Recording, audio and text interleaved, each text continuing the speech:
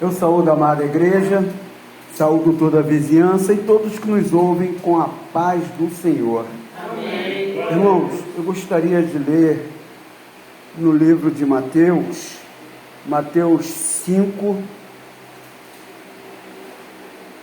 versículo 43. Mateus 5, versículo 43. Aleluia, glória a Deus.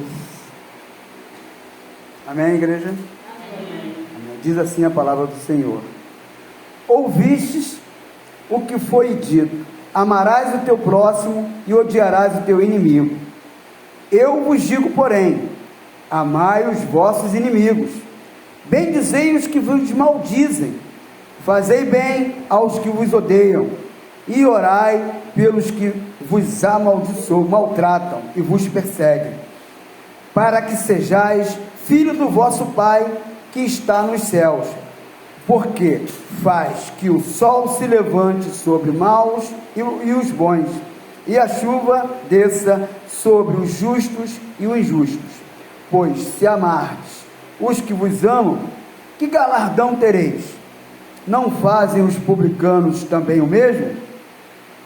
E se saudares unicamente os vossos irmãos, que fazeis demais, não fazem os publicanos também assim? Sede vós, pois, perfeitos, como é perfeito o vosso Pai que está nos céus. Aleluia. Irmãos, nesses últimos tempos a gente está vendo muito isso, irmão tratando irmão, pessoas que não se conhecem, odiando pessoas que não se conhecem por causa de política. Eu tive o desprazer de ver um pastor, nascido dentro do evangelho, de uma igreja famosa, fazer um vídeo xingando uma pastora, xingando um pastor, xingando todos os pastores que não concordam com o candidato dele, chamando o pastor de maconheiro, chamando o pastor de coisas horríveis. Aí eu falei, cara, a gente está preocupado com o inimigo e dentro da igreja está acontecendo isso. Jesus está próximo. O anticristo está vindo de onde? De fora? Não, está vindo de dentro, porque a gente não está vigiando. Jesus não criou decreto para mudar o mundo, Jesus criou plano para mudar as nossas vidas. Vários profetas vieram e Deus dizia: escreve aí, escreve isso, escreve na tábua aquilo. Mas Jesus não mandou escrever uma palavra. Ele disse e falava: façam isso, ide e fazei isso. Não é o outro que tem que fazer, não tem que ser um presidente, um rei, ou seja lá o que for, ou deputado. A gente está vendo pastores saindo da igreja para ir para o congresso, para fazer o quê? A gente está vendo a igreja de gladiar, os irmãos se odiando, mudando a palavra de Deus, a gente não está vendo, odiando irmãos do Nordeste como se fossem melhores que eles. Se a palavra diz que eu tenho que me colocar, eu tenho que me julgar os outros superiores, eu estou querendo ser maior. Tem pastor achando que é mais do que Jesus. Não adianta você entender de grego e falar em grego, você tem que entender do amor, porque o amor é que perdura, pelo menos é o que está escrito na palavra. A palavra é mentirosa, a palavra não diz que é para você odiar o outro, para cobrar o outro, diz que é para você falar, é para você fazer. A palavra não diz que você tem que julgar, ao contrário, aquele que julgar será réu de juízo. Eu tenho que o quê? Perdoar. É difícil? Claro que é difícil, como foi dito para Jesus, a coisa mais difícil foi o quê? Deixar a sua majestade. A gente não deixa a nossa opinião, a gente não deixa o nosso falso conhecimento, que acaba, porque a carne está imperando, a carne está parecendo que a carne é santa e não é santa, tanto que ela apodrece, e o Espírito não. O Espírito é o que vivifica. Mas qual o Espírito que vivifica? O Espírito Santo, o qual nós precisamos buscar. É necessário que eu entenda que não é eu tenho que tolerar, eu tenho que amar, eu tenho que aprender a amar. Amar não é fácil, porque o amar fácil é amar um filho, mas isso qualquer animal faz. Agora, ama o teu inimigo, perdoa aquele que te fez mal. Se ele te fez mal, é porque ele não tinha conhecimento do bem.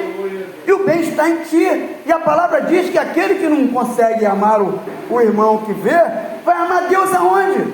Aí a gente vê as igrejas cheias de gente buscando riqueza, igrejas maravilhosas, e tem igreja que parece, tem igreja que dá até medo de você passar na frente, porque eu imagino o quanto não deve ser uma oferta no meio daquelas igrejas, porque são lugares maravilhosos para você ficar à vontade, parece o paraíso e não é. Por quê? Porque a gente está deixando de fazer a nossa parte.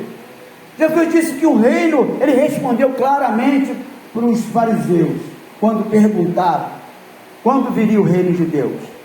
Ele foi bem claro, o reino está dentro de nós, precisamos viver esse reino, e o mal é o que sai da boca do homem que não conhece a Jesus, que nós que conhecemos, temos que prosseguir conhecendo, porque aquilo que eu estudei ontem, daqui a 3 semanas eu vou esquecer, porque é necessário que eu estude todo dia, porque se eu não fizer todo dia, eu não melhoro, porque assim é com todo atleta. Por que uma palavra de Deus não tem que ser? Por que a vida em Deus não tem que ser? Parece que a gente já está tranquilo, e não está.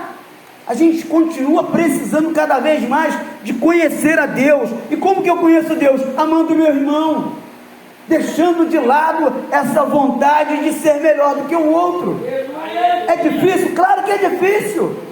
A gente desde criança aprende que nós somos os preferidos do papai. Aí de repente quando nasce um outro irmãozinho, a gente já fica bolado. Pai e mãe tem dificuldade para poder, opa, calma, não é bem assim. Porque o pai tem que dar mais atenção àquele que é novo, é normal, e a gente fica boladão. Tem filho que é doido para dar uma banda no irmão, doido para dar uma banda no outro, porque é natural. A gente está aprendendo, conforme foi bem dito pelo diácono. Leite é bom, mas o que acontece com o leite quando ele fica parado? Ele estraga, ele azeda, e vira uma outra coisa que as pessoas nem gostam de comer. Mas é necessário fazer o quê? Trabalhar esse leite para que ele vire alimento. E assim é com a nossa vida. Não adianta eu achar que está legal porque eu estou bem, porque não vai estar legal porque eu estou bem. É necessário que todos estejam bem, assim como era a nossa família. Se você olha para os teus filhos, estão todos bem, você fica feliz. Mesmo que você não tenha comido, porque a comida não deu para todo mundo, mas deu para os teus filhos, e você ficou bem. Porque melhor que eu passe fome e meus filhos não. É isso que a gente quer. E é necessário que eu pense também com o outro que está lá fora. Porque às vezes um pastor cai, meu Deus, a igreja é a primeira a crucificar e tacar na fogueira. Não tem chance de se recuperar, porque a igreja, a primeira coisa que faz é lembrar do pecado dele. Aí eu falo, onde está Cristo nisso? O pastor que falou que eu devia ter minha perna quebrada porque eu não apoiava o candidato dele. Aí eu falei, que isso? Eu já vi que você é crente, mas tem que quebrar tuas pernas e passar óleo. Aí eu falei, pô, gostei, pastor. Será que Jesus faria o mesmo? Aí ele ficou sem graça, desligou, acabou com a live, pediu perdão. Falei, por que está acontecendo? Estamos saindo da realidade. As pessoas estão passando fome e a gente está preocupado com outras coisas. A gente está preocupado em divulgar mentiras. Eu não quero nem saber se é certo ou se é errado. Jesus foi crucificado entre 2 malfeitores. Havia um à sua direita e outro à sua esquerda.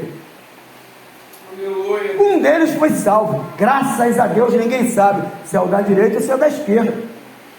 Mas de certo, um deles disse, a gente está aqui por merecimento. Ele não.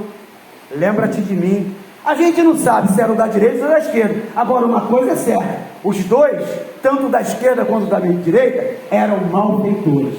É necessário que a gente entenda que eu preciso ser um benfeitor em Cristo Jesus. E assim eu agradeço essa rica oportunidade em nome de Jesus.